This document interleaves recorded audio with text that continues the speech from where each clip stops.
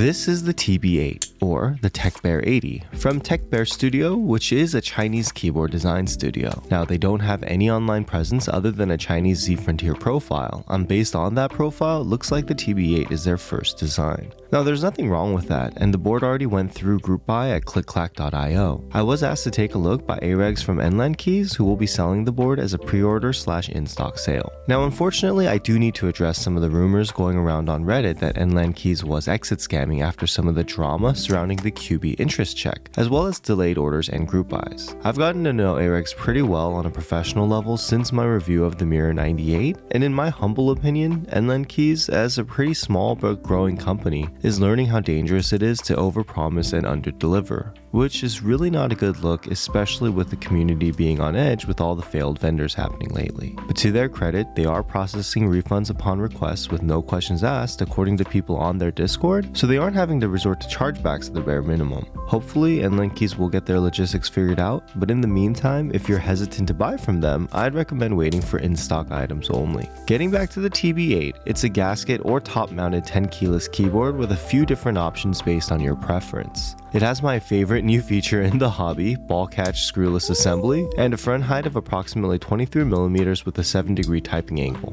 There are the usual flex and non-flex cut options with aluminum, FR4 or polycarbonate plates, and optional tri-mode wireless for connectivity. All in all, the board is another solid contender in the $200 range. Now, one thing I've noticed for a lot of keyboards in this price point is they all come full of foam and have similar kind of dead foamy sound signatures. So I've decided to start implementing typing tests with no foams in all my videos to see how reliant a keyboard is on foams for its acoustic performance. Let's take a listen with Cherry MX Blacks as a baseline, as well as some HMX Swift switches. Keycaps are GMK Camping Round 2. Here are the typing tests.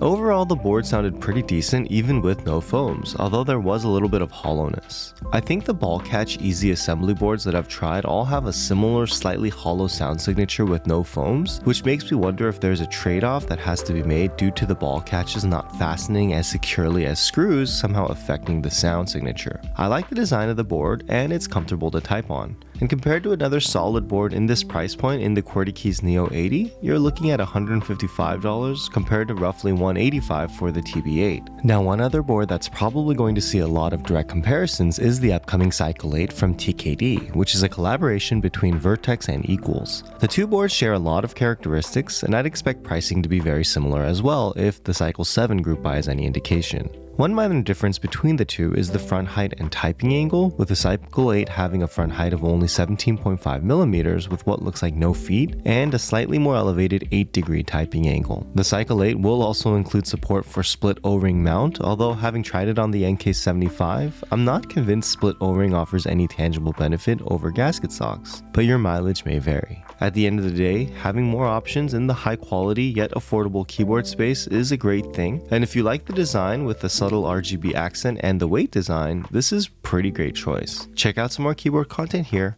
I'm MakerMods, and I'll catch you in the next video.